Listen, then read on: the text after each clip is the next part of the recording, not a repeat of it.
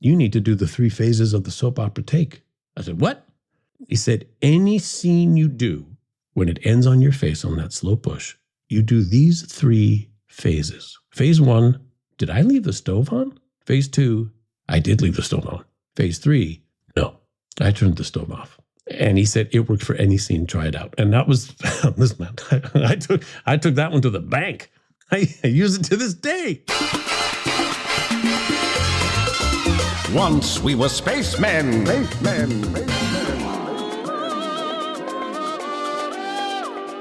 I tend to play weird people, usually aliens and robots and things that don't have romance.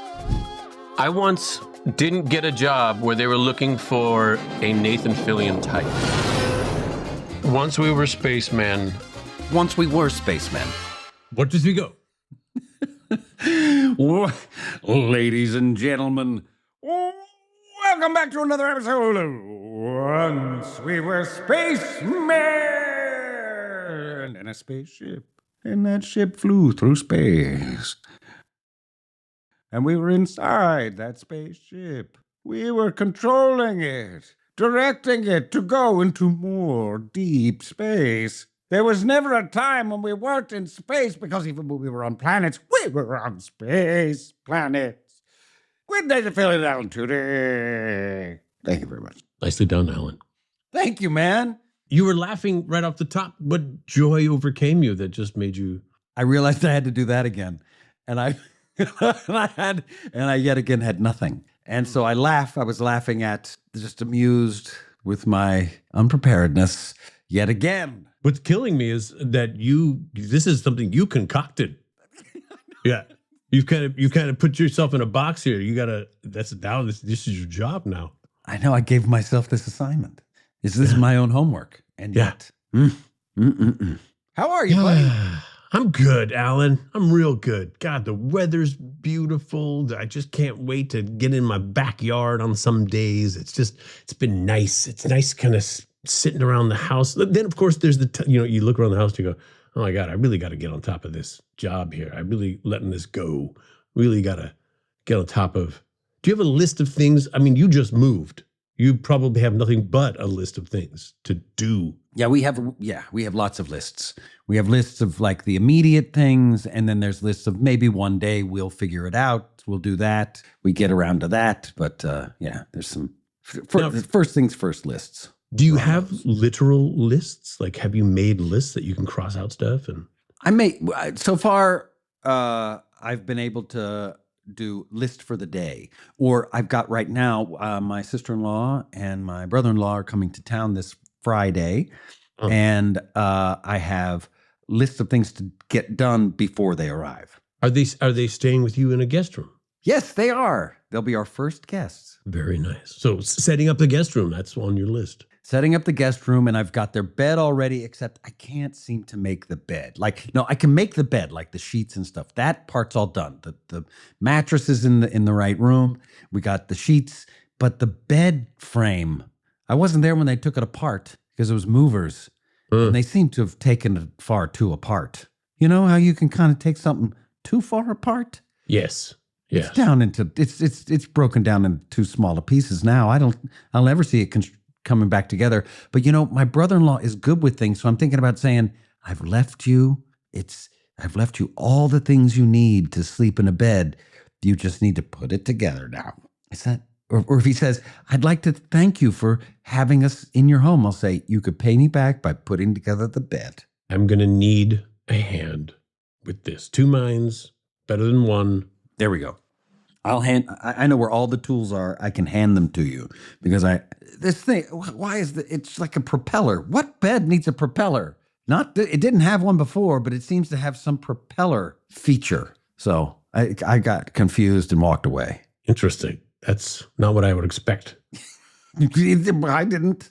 I mean, I think it's not a great bed. I don't want you to think this is IKEA. So you would it's like an Allen wrench.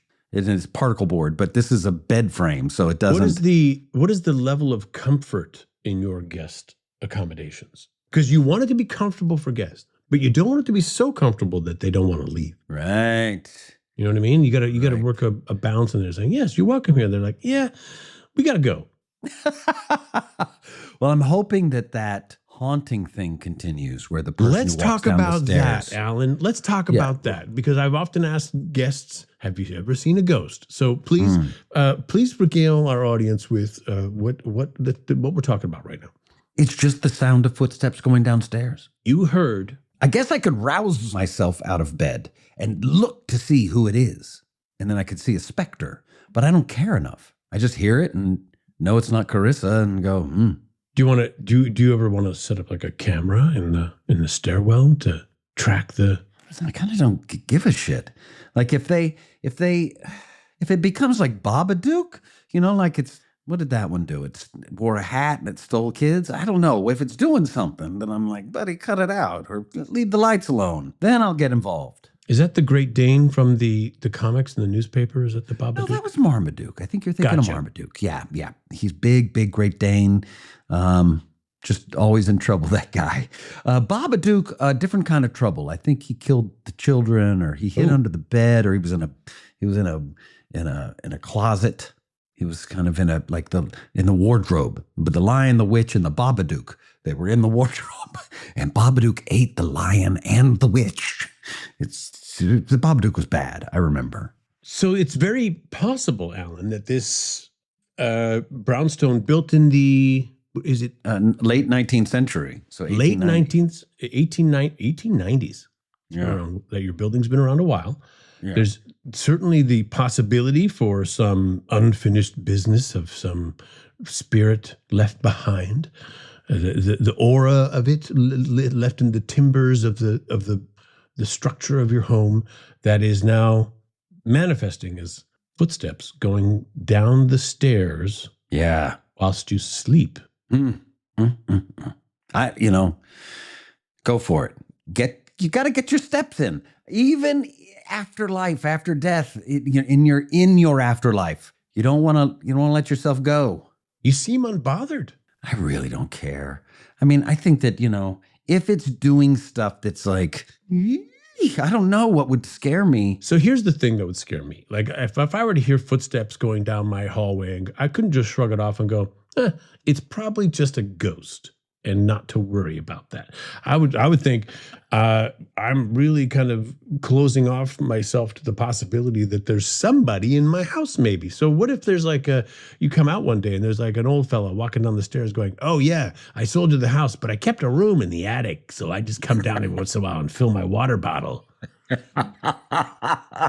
I should check for that guy. You're right. I really need to consider it could possibly be Mr. I used to live here.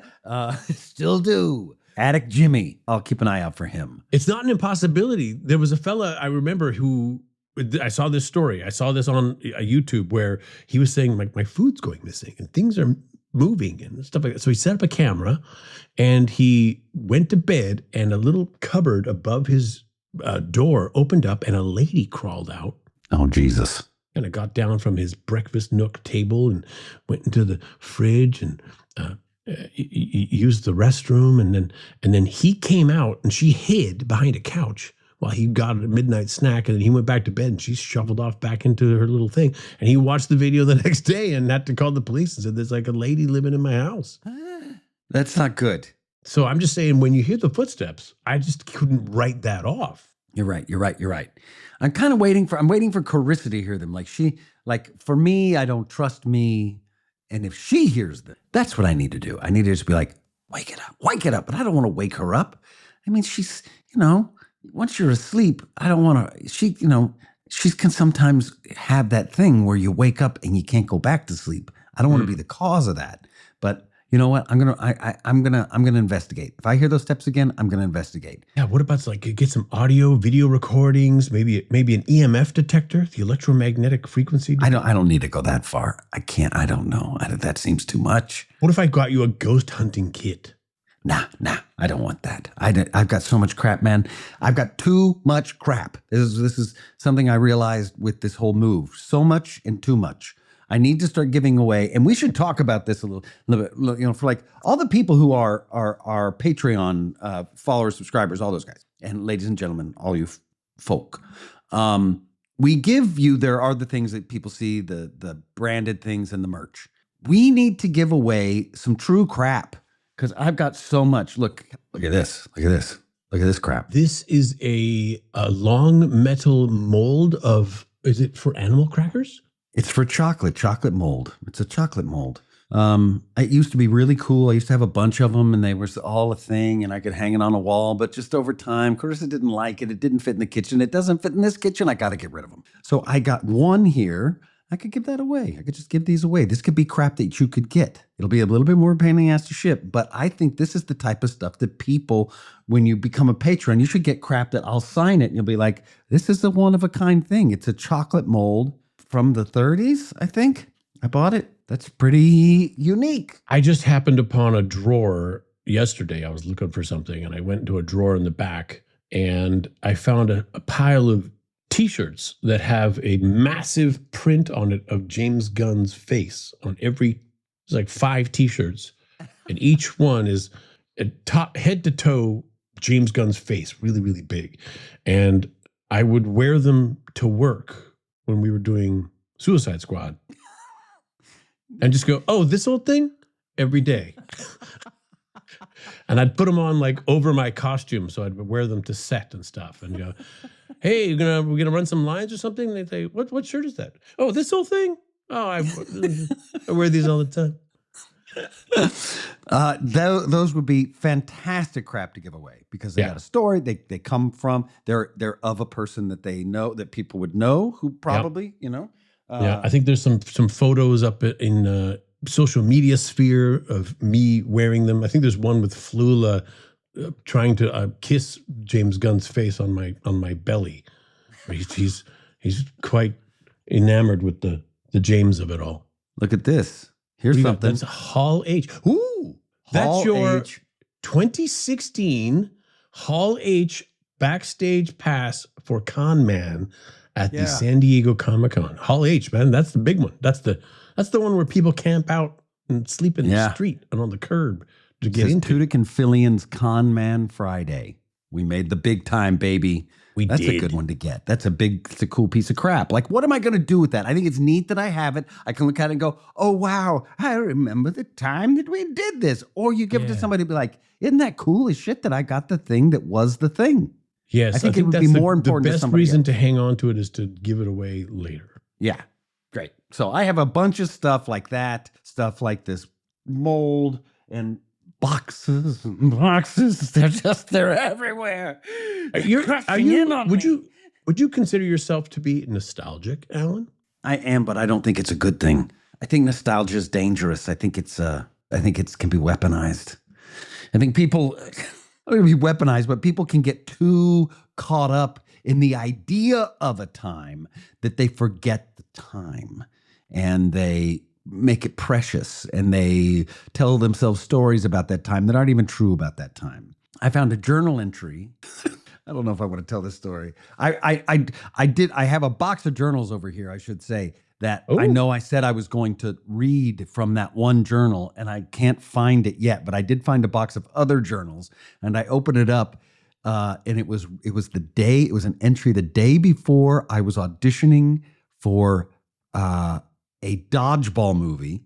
I was in Vancouver shooting iRobot, and I was bitching and complaining about somebody named Jillian, who I have no idea who that person is. I was also concerned that 50 people were fired from iRobot. That what's going on with this production? Like, I don't remember that. 50 people were fired for what? When? What? That doesn't make any sense. That was towards the end of the production. Maybe nostalgia. I can be nostalgic about certain things about iRobot, but if you dig in to like the day to day of that time, you're like, oh man, I was troubled about a lot of different things. Jillian evidently was on my case. Time has a way of filtering out the crap. Are you saying Jillian was crap? Because I don't know who that person is, and she may not be crap. I'm just saying. I don't even know if that's how you say her name. Wow, I really came out against Jillian this time around, didn't I? Yeah, time does filter out a lot of that stuff. But like, have you ever been, and I think I know a lot of people out there who've done this where they're like, why did I ever break up with so-and-so? Sure. You know what? I remember all the good times. I remember all we just did, that happened. That's a nostalgia that gets you into some trouble. Revisiting an old romance because you forgot, because then you start dating them and you go, oh yeah, now I remember why this didn't work out. Right. And they may remember some things about you. Or like, remember when you did this? You're like, oh God. Oh yeah, I did do that. And why are you on my case about it still? Yeah. That's also, I quit writing journals. I don't write them anymore. But I used to keep journals pretty regularly before the internet, before I was really involved in the internet and I could just like get lost, I would write out what I was thinking. And so I've done that with exes when I've almost gone back into a relationship with an ex and gone back and said, let me check the files here. Go check your record. Yeah. Oh no, I was unhappy. Oh no, that was bad. Oh right, that happened. Oh God. So those things are good to have for that. That's also a way of really unlocking creativity. Just writing, just putting pen to paper. There's something very freeing about that, and it does it feeds your brain. It really It's amazing. It's like painting or other artistic endeavors where you'll go, okay, I'm going to write. If it's something that isn't like a list or something that's just sort of pedantic, that if you're going to say, I'm going to write a little, what happened at the store, a little story of something that happened to you, and you have it in your head when you put pen to paper, like you said, and you start to write it, more words come in, ways of describing things start falling out of you in a way that you're like, I never knew I would say it like that. I didn't even know I had that reflection on that moment or that specific thing around us that was happening while this story was going on. It just... When you slow down your thoughts enough to put them onto paper, you can really organize things. You can really kind of deep dive on a moment and a heartbeat and how it makes you feel. The thing I think you're a fantastic writer, first of all, Alan. Oh, well, thank you, sir. You tell amazing stories. Your writing is phenomenal. What I would miss in a written story from you are the impressions. Because you don't just say, oh, and then he said something about this. You take on the character. Yeah, it's okay. I think I told you this. I saw a video of me not too long ago. Did I tell you this story? No, where when I was in high school, there was someone, Debbie, who would film us. She was great. She had a VHS recorder and she recorded us doing things all the time.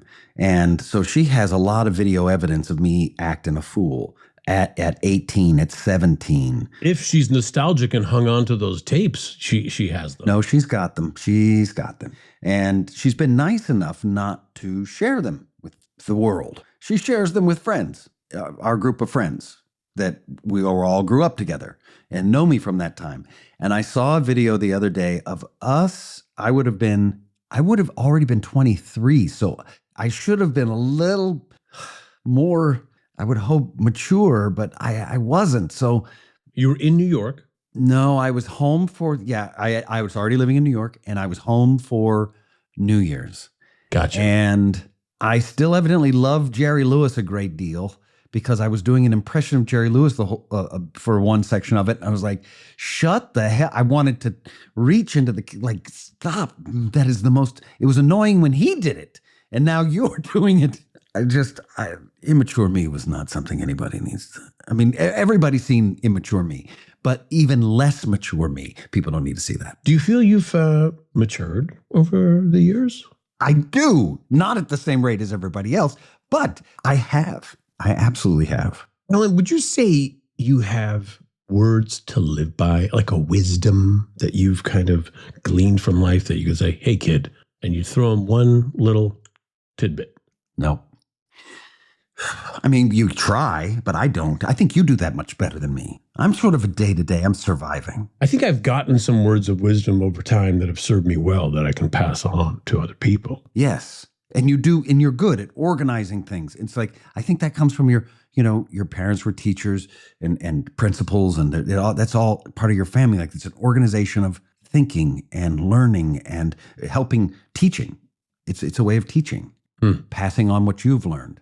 It's more of like remember those like bargain bins of music where you just like, you dig through them and you're like, what is this? Nothing's ordered. That's kind of my experience of life. We got Billy Joel's greatest hits and you've got trucker songs, top 10 trucker songs, by various artists. Which there were some really great songs about truckers back in the 70s. C.W. McCall, Convoy. Yeah, you guys know who I'm talking about. Like that whole era back when trucking was cool. Anyway, I write them down sometimes. I did write some down recently that I thought would be good for me to remember. Do you have an experience where when you're working like in the industry, you are very well established. You have a lot of experience and a wealth of jobs to pull on. You've seen a great deal. You've experienced a great deal. You've done a great deal. Do you ever encounter a new or younger actor and go, "Hey, I'm going to stop you right there because there's 5 ways that's going to go wrong. I can help you out here by just telling you one thing"? No, I don't, and I wish I did. I tend to, definitely in a work atmosphere, I marry myself to the chain of command. If I have a problem with somebody, like if it crosses over into a problem that I have, I will go to a director or a stage manager, whoever the person is that I'm supposed to go to, and tell them. Then they can tell them. I won't tell the person for fear of it causing some kind of backlash. It was explained to me at some point, if you have this kind of problem, you go to this person. If you have this problem, you go to this person. If another actor who doesn't have a lot of experience, because I've experienced actors who don't have a ton of experience, who think they know everything. So if I tell them something, I don't want to seem like a know-it-all. Even if I know more than them, I don't chance it. And you know what? It can build up some resentment. I end up having to do a lot of deep breathing, a lot of like acceptance talk, like accept that they're just at that part in their journey and it's not my job. And if it crosses over into a line, then I'm like, this is causing a problem with work. I can go to a person that it is their job to talk to that person, so they don't have to hear it from me. And then that person can also, they have the ability to go, you know what, Alan? No, this isn't a big deal, or I know what you're talking about, but they're going to, whatever. I pass the buck, I guess. I think I don't do that. There are times when I see an opportunity to help. Yes, I see this, and I've noticed that, and it's helpful. And you make friends doing this. I think there's a difference that can happen with somebody where you go, hey, let me give you a hand. And as your friend, I want to help you. As opposed to, I always fear it coming off as, this is bothering me that you're doing this. And that's my disconnect. But the way you approach it with, I'm your friend now, I'm going to be your friend after saying this, I'm saying this. And, I think that's sure. You want to, especially if you're trying to tell someone a different way to do things, you want to do it in a way that's going to be well received. But I'll give someone an opportunity. I'll simply say, hey, I can improve what you're doing by 70% with one move. You let me know if you want my help. Wow. Have you ever said this to a lover? I just thought in that situation, you're not being very efficient. You know what? That's so strange because I'll say that to someone at work, but Alan, this is a wonderful topic. You're married now, but in the beginning, you dated a lot of girls. You kiss somebody, and then they're a terrible kisser, right? And you can't tell them. You can't say you're a terrible kisser. Why is that? That's so. I think it's humiliating. I don't know. I think it's a little. But I've been in that situation where it's like, I don't know what this person's. Because people can take that. Yeah. Yeah, there's no good way to take it, Alan. Well, if they're the right partner, you will feel comfortable enough to tell them. I would hope that you would have that connection. You'd be like, whoa, why so much teeth? Where does the teeth? Kissing doesn't usually involve that much chewing. You could say that in a way that they'd be like, so I should do less of, there's not so much suction maybe involved. Or spit. I did have a girl who there was a lot of, somehow her saliva was cold. I don't know how. Yeah, it was like, and I won't even eat gazpacho soup because soup should be warm. And so a kiss right there. I mean, it was like they've been sucking on ice cubes, or yeah, gazpacho kisses. She'd have garlic, and I'm like, too much. Yeah, I don't know. It's tough. How do you say that? You've got too much pubic hair. How do you say that? That's tough. I bought you these clippers. I don't know. I haven't had to. And luckily I'm a married man and we're good. But that's enough, Jillian. I don't want to talk to you anymore about the house, and no more kissing. I just kept finding these sentences that were, I really got to deal with this Jillian thing. And then I go on about other stuff. And then, that Jillian, the Jillian issue. She still haunts you. Maybe that's the footsteps in your stairwell. I found out that she exists. I didn't know that she was until just now. That was 2005. So it's been over 20 years. I can't imagine who that person was. I want to know what's going to become of these journals of yours. They're just the information in there. The stories must be a multitude. Yeah, I had a great trip with Carissa back at school that I found the entry to because we knew each other. My wife and I knew each other in college, but we were just friends. Yeah, so we were just friends there. And we were in the same group of friends, and we would all hang out together. And Carissa and I never hung out one-on-one unless we got high. And then we were the two of the group that were going, hey, let's get into some trouble. So go steal a boat in Central Park. Yeah. Steal a boat in Central Park, break into the circus.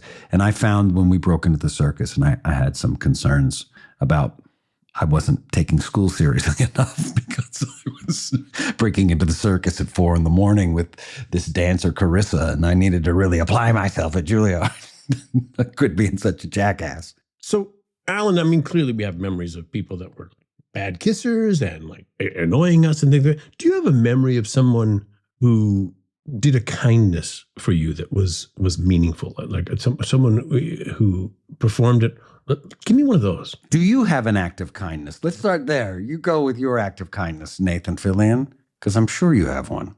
I'm going to tell you, my first job was my first big gig was One Life to Live in New York City. We're telling all these lovely New York stories. I was 22 years of age. I knew nothing about anything, and every single person on One Life to Live took me in, accepted me, and was willing to teach me anything I wanted to learn. I was open. I was an open book, and I was an open journal, and I was ready to start filling in those pages. And I remember I had an experience. There was a kid from another soap who came over to guest on ours. They were doing these kind of inter-ABC exchanges.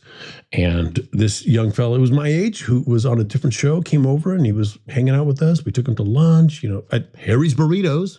To be honest, we took him to Harry's Burritos for lunch. On the way back to the studios on 66th Street, between Central Park West and Broadway, we were walking back and he said, well, you guys are all actually friends. He was very kind of quiet up until that point.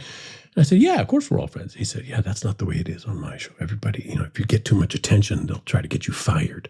I hide in my dressing room. It's terrible. It's hateful and mean and awful. Like I couldn't believe that he was just down the street having this very negative experience whilst I enjoyed just a multitude of mentors who have been doing the job since they were, oh my God, there was people there that had been doing it for 35 years, this one show. They were incredible to me. My parents came to visit. They were, it was right at the very beginning. They sent their youngest son off to New York to go live in this other country. And they were, it was so much unknown. They had no idea what none of us had any idea what I was ready to encounter, but I was having a great time. Wow. But they didn't know it until they came to New York. They visited and they talked to my cast. I remember Erica Slezak, who played my mother, pulled them aside and she had a nice little chat with them. Well, just the two of them. I just watched them from a distance. They came out of that experience of visiting my studio saying, now we know you're safe. Now we know you're in a great position. Now we know that you are with really good people who really care about you. And it was very meaningful to me. Everyone. I still have those friends. I still chat with them. I credit them with so much of my career and how I have come to view and my expectations of the entertainment industry. That whole 3-year experience was an act of kindness to me. Wow. Yeah. How nice, man. It really was. What an amazing first experience. I can only imagine what my career would be like if I had just gotten the job down the street where that other fellow was from. I bet you would have softened some heart. No, I think there was that big movie back in the 80s, early 90s, Soap Box. Yes. Soap. Soap was a TV show, but it was also yes. there was a movie with Robert Downey Jr. was in it. I want to say Whoopi Goldberg was in it. Yes, Whoopi Goldberg was in it. Computer, tell us the name of that story. Soap dish. Soap dish. It was Soap Dish. But in that, they portrayed the backstabbing and the conniving and the insecurities, and it was all of that. You were having that was considered the typical, at least from the outside looking in. That you were having something very different. Very different. That's also where I learned. One of the guys from that show came over to our soap opera. It was a fella. This guy came from All My Children, Michael Knight. Came over to do some episodes of One Life to Live. And I remember doing a scene with him and a couple other people, and I was the last person to speak. And there's this very slow push in on your face at the very end of a scene where they're doing vamping music and all this kind of stuff behind you. And I'm just standing there. And I said, this is the worst. I never know what to do. It's just it's way too long. This bit at the end, just on my face. And he goes, you need to do the 3 phases of the soap opera take. I said, what? He said, any scene you do, when it ends on your face on that slow push, you do these 3 phases. Phase 1, did I leave the stove on? Phase 2, I did leave the stove on. Phase 3, no, I turned the stove off. And he said, it worked for any scene, try it out. And that was, listen, man, I took that one to the bank. I use it to this day. It works. It's hilarious. You do? But also it works. On Rookie? You know it. Wait a second. There are times on the Rookie where you're doing the 3 phases of a soak in with the cameras pushing it. I think we can all look for that. And confidently nodding right now. And also you just shift it around. You don't have to spend like 2 seconds. Right. There's some phases you lean on a little heavier. Sometimes you drop this one out, but sometimes, listen, man, it works every time. Wow, that's great. 60% of the time, it works every time. Great. I don't have, I know, and there's probably people who know me who are like, you prick, I did so much for you. I gave my life. I had a lot of moments where I had to fight, and everybody who was in charge of me were like, don't do that. Don't become an actor. Don't leave Juilliard. You think you got some bum advice, some bad advice, and you said, I'm doing it anyway, and you succeeded? Yeah. The old, I'll show you. I got a dream, and I'm going to follow it. I know better. I had a therapist. When I was at school at Juilliard. So I only went 3 years. I didn't finish my final year at Juilliard because the 4th year is only performance, and I had a job performing. You're a dropout. I'm a dropout. As am I, Alan. I'm a 2-time dropout, and I'm a doctor. You're a doctor? Oh, yes, right. You know this. You know that I got an honorary doctorate. You know it. Come on. So we're looking at you. You are a phenomenally accomplished actor, writer, director, producer, right. Well, not an accomplished writer, but yes, musician. But thank you, but not really at all that one. But still, yes, I'm doing okay. In life, I'm happy. And that's all you can really ask. However you want to measure success, happiness is a really good one. And I'm happy. I'm happy. So I'm winning in that way. This guy, I was in therapy and I had a job. I was very stressed. I was being pulled to leave school by work. And the school was pulling me to stay in school. The head of Juilliard was like, Alan, don't leave. Don't you do it. We're going to give you some really good roles in the 4th year. The plays we're going to do are going to be catered to you and blah, blah, bullshit. And this guy had sort of jerked me around in the past, figuratively. And so my parents wanted me to stay in school, and I just saw this opportunity as my best shot. And I said, I think I'm going to leave. And he said, Alan, my therapist goes, Alan, if you leave school right now, you are going to regret it for the rest of your life. I said, oh, am I? Well, you can go fuck yourself. Wow, that's what pushed you over the edge. And I walked out of that session. I left the inflection up, as people at Juilliard would have been taught. You can, if you leave the inflection up at the end of a sentence, you don't just go down at the end of every sentence. So I left it hanging. You can go fuck yourself, and then walked out. So he felt the on his own. Screw you, buddy. And I have no regrets. I have not regretted it my entire life. He was a jackass. But yeah, so I guess that guy helped me in a way. He was like, listen, it was like a put up or shut up moment. You know, like I'm either gonna fall. I mean, this guy pushed me so hard to say, you've got to do what I say, or else you're gonna fucking. It can't be regret done, Alan. Yeah. Is that right? Yeah. You know, he could turn that around and say, "That's what I knew it took to get you to go. I knew it, Alan. That's why I did it." And that way, you can still take credit. I'm sure that he's lost his license by now. I don't know what he's doing with his time. I don't know what these people do, but they don't hang out with me in my happy life. Alan, Yes. what makes us such good buddies? Oh, wow. We're very different, you and me. We share some experiences. We're certainly in the same industry, but we don't really have the same parts. We don't really fill the same niche. We have very varied interests. What makes us such good buddies? I think it's respect, my friend. I think it is mutual respect. Like any good relationship, the basis is in respect and an affinity for one another. I don't know. What do you chalk that up to? You're funny. I'm going to say more respect. I flat out admire you, buddy. Since we met, before I knew you were my waiter, but certainly as my waiter, I respected you. I tipped you in cash, so you didn't have to claim Why the do I tips. admire this waiter so much? He doesn't seem to be, he's half-assing. But when I met you, I said, "Oh my God, this guy's a movie star." And we've discussed the flaw in that thinking, but go on, yes. Your gauge is off. I'm telling you, I get your experience, but to the rest of the world, what we experience is, oh my God, this guy's a movie star.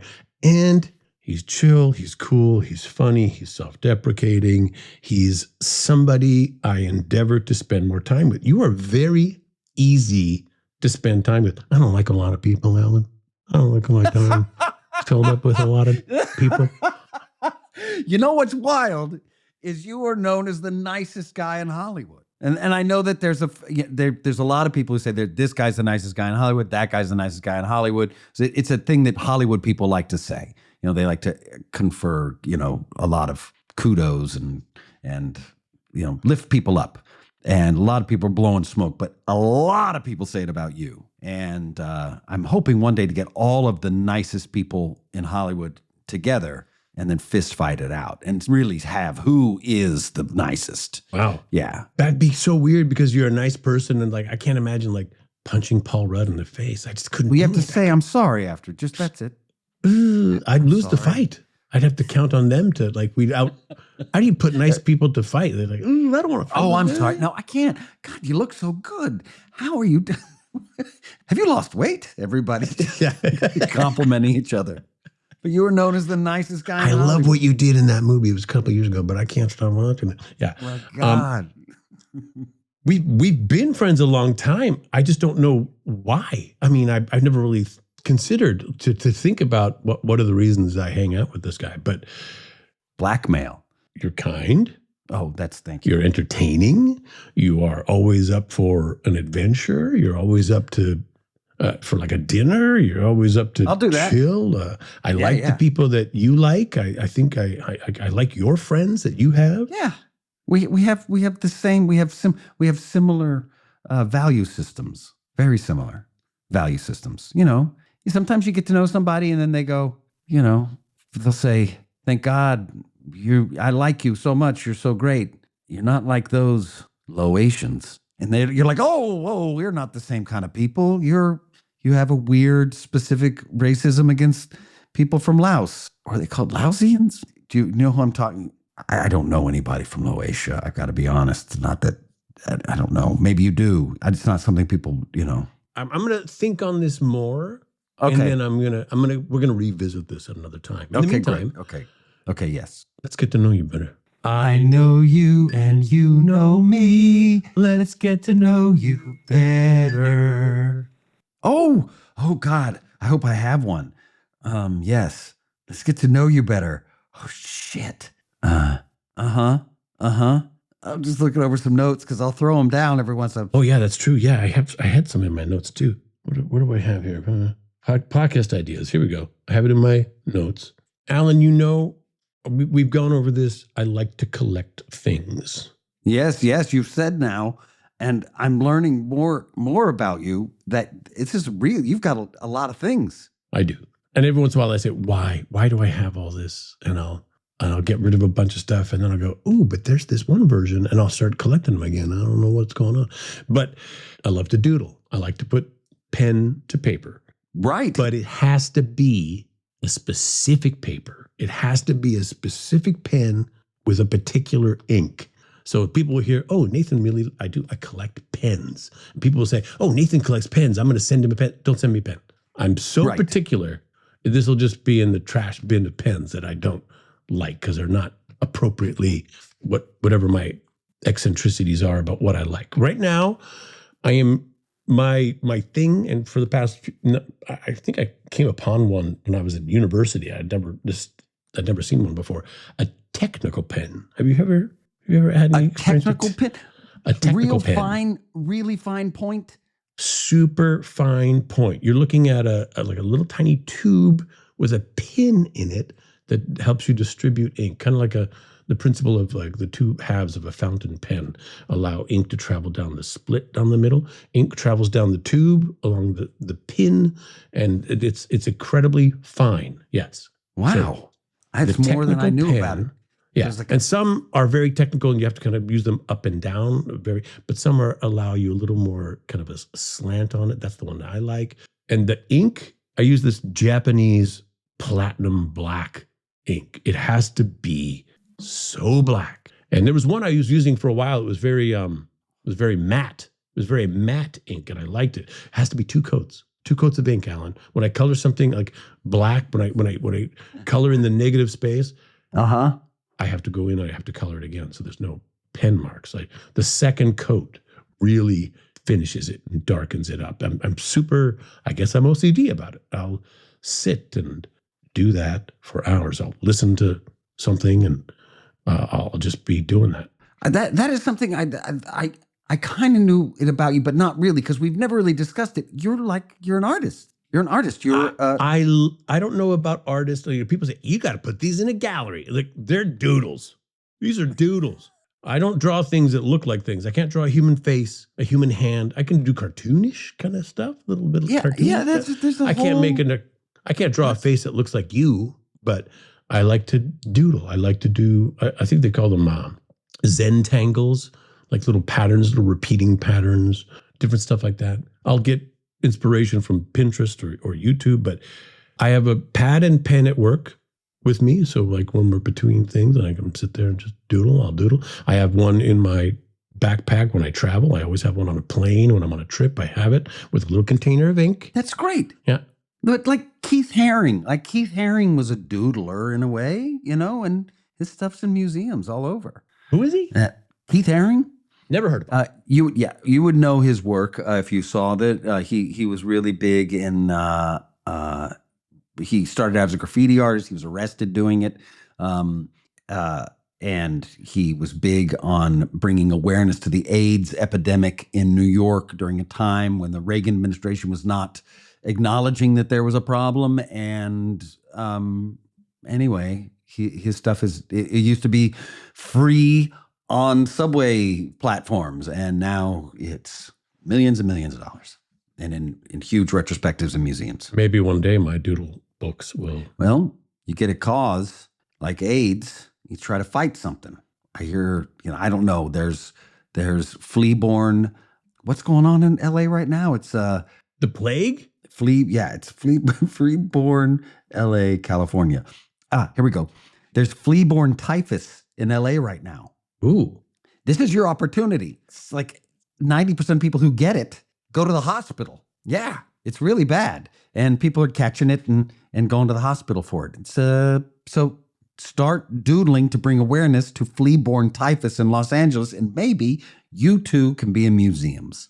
I'm not saying it's a perfect recipe, but at least we're shining a light on it here. Perfect. Finally, I have a Yeah. direction now. Yeah. All right, So Alan. don't get fleas if you can help it. Let's get to know you, Alan.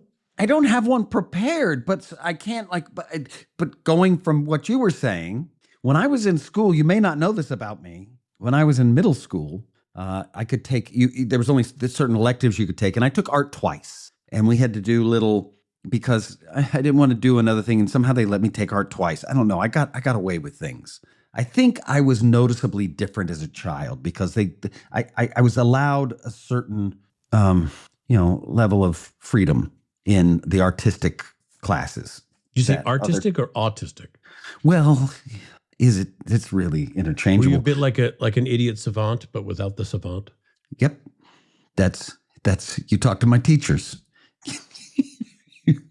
You went to parent night for me. In the art class, we would do figures. Like people would do active figures, and you would do it with wire, and then you put paper mache over it, and you would paint them. So people would do skiing. I went skiing for the rich kids were like, I went skiing for the holidays because we were in Texas. So skiing involved, going to Colorado or something. The rich kids were skiing, or you did running or flying or, whatever, something that, flying a kite. I mean, this day, not flying. No one flew. My grandpa made me shoot a deer, and that was your little diorama. That one would have been awesome. But instead, I did a bust of another student named Chuck, the poor bastard. Chuck. I used to write comics about this guy. I made comics about Chuck in my free time. He was a real guy? He was a real guy. He was an oddball. He was weird. He had funny glasses, and he was a nice guy. I mean, I don't know that I'd like to think I wasn't bullying him in shining a light on him, but he was just sort of, But he was your muse. Yeah. He was a one-of-a-kind person that didn't really bother with the convention of what other students were concerned with. Maybe this is a bad story. I'm realizing now I was this bully. I was Chuck's bully. Oh my God. Oh, no. I bullied him in the worst way. I bullied him in a weird artistic way. I wrote comic books about him where Chuck was a superhero. He was goofy, and then he would go crazy and kill people. I wrote 2 comic books about him. And then he would kill people with like special strength and speed. He wasn't just like a killer. And the teacher I did a whole bust of Chuck, shoulder and head of Chuck, another student in the class. And then I made a pantyhose body for him. Life size? It was life size. It was Chuck size. Was it accurate? The face and neck area were, yeah. Oh, well done now. That's not easy to... Not great, but I got an A. Would another student look at it and go, is that Chuck? Yeah, especially because the whole time I'm going, hey, everybody, this is Chuck. Check it out. It's Chuck. Oh, there you go. Yeah, a bully. Kind of led them down the... I owe Chuck an apology. I don't know his last name. I don't know. Maybe you gave him the attention he needed. Maybe you made him, feel popular. We didn't hang out. I never hung out. He wasn't in the drama class or whatever. I don't know if that constitutes bullying. I think you kind of made him a celebrity. I just, there's a lot meaner things that bullies do. This was artistic bullying. It's its own kind of bullying. You'll see. You'll do it. One day you'll be doodling, and then suddenly you're going to find somebody to bully with your doodling. Alan, I didn't know that amongst your many talents, sculpture was in there. And I think if you have some time on your hands, I think eventually I'd like to see a little bust of yours truly, me. Oh, that's nice. I'd like to see a statue of me made of smaller statues of me. That sounds very time consuming, but I can. Yeah, that does, I can do that. Yeah. I'm going to play a little this or that with you. Well, can I introduce, because I've said I was going to introduce a song. Oh. And I would love to introduce a song to people. Yes. What you listening to? This is a song that everybody knows. It was written by Talking Heads. Everybody knows it because they play it on any kind of station. Once in a Lifetime by Talking Heads. And you may find yourself living in a shotgun shack, and you may find yourself in another part of the world. Water slow me not. Yeah. But this is a cover by a guy named Joshua Idahan, and he is British born, but he's a Nigerian poet. So when he sings these things, and you may find yourself living in a shotgun shack, and he has this accent that it gives it a different quality because, you're listening to American David Bourne has American ears. It's familiar, but he has the Nigerian accent, the Nigerian English accent, and it takes on a social message, the song, that I think is in the song anyway, but with his voice and with the way that he performs it, it's almost a plea. I cried the first time I heard it. And you don't cry when you hear that song. That song's kind of like I'm bopping along, but it's powerful. So I want to recommend to everybody, that is the song that I'm listening to right now, and you should probably listen to it too. I like this. I think you're going to like it, man. It's powerful. It just builds and builds. And he also has another song just on the side. There's a song, Mama Does the Washing or Mother Does the Washing, something about who actually does the work in the house. But it also it kind of gets a little political. So for those people who don't like the political stuff, don't listen to the Mother Does the Washing song. But the other one you're highly recommending. Highly recommend it. It can't I'm hurt you. loving this new segment. I wrote this down. I'm going to listen to the song right after we're done. Great. We would play it for you right now, but we're not DJs like that, and it would also cost us money. Alan, we're going to play a little quick game of this and that. Oh, good. This and that. Are you ready? Yep. I think I know what this game is. I'm going to say two things, and you're going to tell me what your preference is. Or which one inspires you or lights you up for whatever reason. Okay. Here we go. Playlists or podcasts? Playlist. Shoes Oh, or wait, we're on a slippers? podcast. Shit. We got to keep moving. We can't stop now. Shoes or slippers? Shoes. Pork or beef? Beef. Swimming pool or beach? Beach.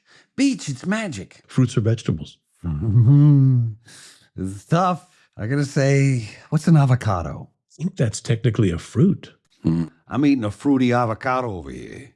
That's what I'm getting. Summer or winter? Summer glow. That's correct. Salt or pepper? Salt, baby. Cash or cards? They should have that. Instead of the hot wings, it should just be salty wings. Somebody should just eat the saltier and saltier. Like, oh, God, I can't take it anymore. Okay, what's I the think other they have like a salt and pepper wings. I think that is an option. Yeah, but like the hot wings challenge where they do that, and it's like, can you stand it? This one is the ghost peppers, all that. Just do salt. This is from the Dead Sea. Anyway, Cash or cards? cash. Really? I prefer it. People don't take it as much anymore. It's true. Cookies or chips? Cookies, baby. Soda or juice? Juice. I can't do the soda anymore. Text or call? Text. New phone or new clothes? New clothes. Come on. Driver or passenger? I'll passenger. I passenger. Carissa drives a lot. And I'm just sitting in the passenger seat or in the back seat and say, take me to... No, it's always in the passenger seat. You're the Miss Daisy of that scenario. I'm in the trunk. I know the answer to this one. Laptop or tablet? Laptop. Tablets. Who needs it? I know. I think I forced you to buy one and you never use it. I never used it. I gave it to my niece. And then I bought another one because when I directed, people said, you need this. It's an important tool. And I bought it. And now I don't even know where it is. I'm not looking for it because it's an expensive thing. Dine in or dine out? Dine out. Unfortunately, I wish it was dine in, but I eat out most every meal. This will be interesting. Movies or TV shows? You have a different perspective on this. This could be about enjoyment. This could be about employment. Oh, right. I like it. I like a long story. So TV shows. TV shows. Waffles or pancakes? I know the answer. I like making movies, though, a lot. But I wouldn't give up one or the other. Anyway, what was it? Waffles or pancakes? Come on. French toast. I thought you were going to say your Viking waffles. You know what? I stopped eating them. Wow. I don't know. They just started. One day I bit in and I was like, I don't want this. And now there's a new thing. At Trader Joe's, they have a thing called protein pancakes. And they're like, I don't think they're good for you. Like, if you look at so much saturated fat, how could they get so much into such a little pancake? But they taste like crepes and they're gluten-free. Rain or snow? Rain. We don't need any snow. We really don't. No. Oranges or apples? Oranges. Sweet or salty? Sweet. Lunch or dinner? Dinner. Fiction or nonfiction? Well, wait a second. This is a lot of, fiction, of course. Well, what are you going to answer these? Or do I need to ask you these things too? Listen, I mean, the world's your oyster, but I'm the one who came up with this brilliant idea. I'm going to ride it This out. is rapid fire for everybody to know all this information about me. Do you guys want to know this shit about me? I want to know, Pancakes or Alan. whatever. You want to know? I I'm wanna sorry. know. Okay. Okay. I'm good. gleaning a lot. Okay. I don't want to get Like in the way of your I glean. thought I knew you, and then No. you threw this whole waffle pancake thing at me. It's like you're a stranger to me. Yeah, I know. I switch it up. I'm a moving target, man. You're too old to be changing. Skiing or snowboarding? Neither one of those crazy. Yeah, awful I'm so things. glad you said that. I'm not a winter guy. Get me out of here. Let's go to the beach. I made a deal with God on the top of a mountain. If he got me off of that mountain, I would never try to ski again. And he got me off the mountain without a broken leg. And I won't go back. I won't go back on my deal. Dark chocolate or milk chocolate? Ooh, milk. Yeah. Because the dark chocolate people have gone too crazy. They're like, here, have some. I mean, it's just the cacao. It's the full. This is just the thing that grows on the tree that before processing. It's disgusting. Yeah. Chew this crusty bean.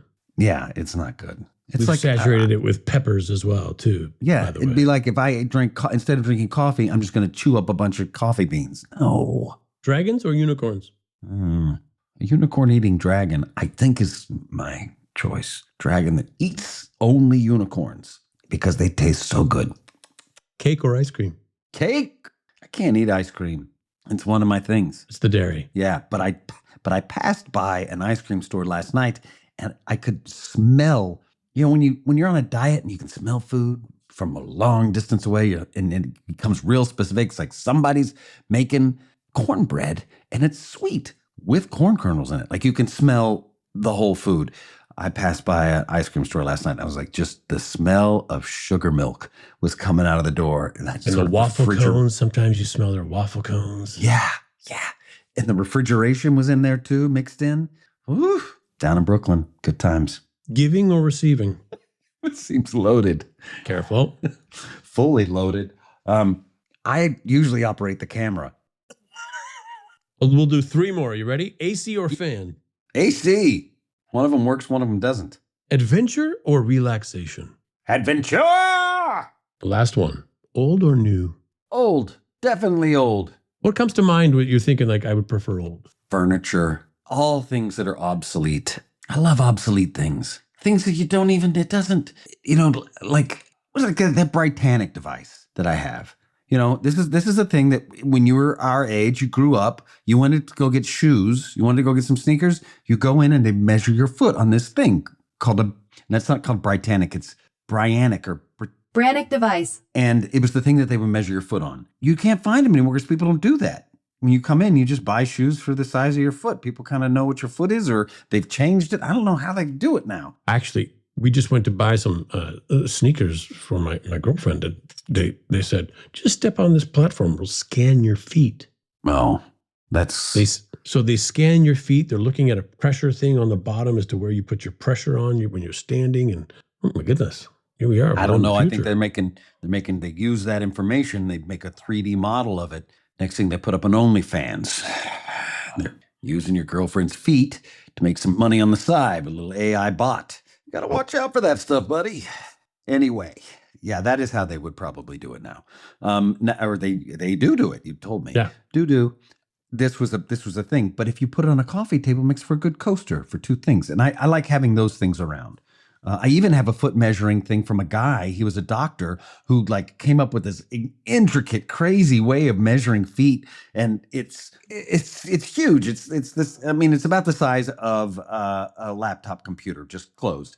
It's massive, and there's an angle thing on it, and a thing that goes over here and goes here, and it's got carved in the metal feet. You know, the look of feet and numbers all over it. And I use it as a when I serve cheese. I was going to say a cheese plate. Al, so this is something you have in your house. Yeah. This antique foot measuring device. Yes. And not the typical. No. I have the typical one, and now I have another one as well. I used to want even the stool that they would sit on where you put your foot up because I thought that would be interesting. But then I thought, not a great piece of furniture, so I didn't buy it. Oh, that thing where they're sitting on it. There's a little squat stool, but there's a little pad in front where you put your foot where they're helping you with your shoe. I've always I've always had an aversion to that. It's like, leave me alone. I can put my own shoes on. I think I'm all right here. Well, they'd lace it up and they tie it together. They don't know what I like for tying. I like elastic laces, Alan. You know this about me. Yeah, I know. For now, things may change. They may get like those Back to the Future shoes that just go. They Right, suck the in. auto tightening. Yes. Yeah. That's next. Be on board for that. Well, Alan, I can tell you about old things. Again, I can feature other old shit that I wish I owned that I don't own, that I'm not buying because I'm not buying old shit anymore all the time. I have I do like old technology. I like tech that's old. I like Old iPod that goes clack, clack, clack, clack, clack, clack, clack, clack, an clack. old iPod, an old Palm device. I like the first camera I remember my family having. We have one of those with the flash cube on top. Back in the day, if you wanted a flash, you had to put a cube on your top of your camera, kids. This is how we did it in the past. You had a cube on the top of your camera, and when you flashed it, it would blow out the bulb. You had 4 flashes per cube, one on each side. It would rotate, and it would pop, and that's it. You had 4 flashes. That's it. That's all you got. I feel a new collection coming on, ladies and gentlemen.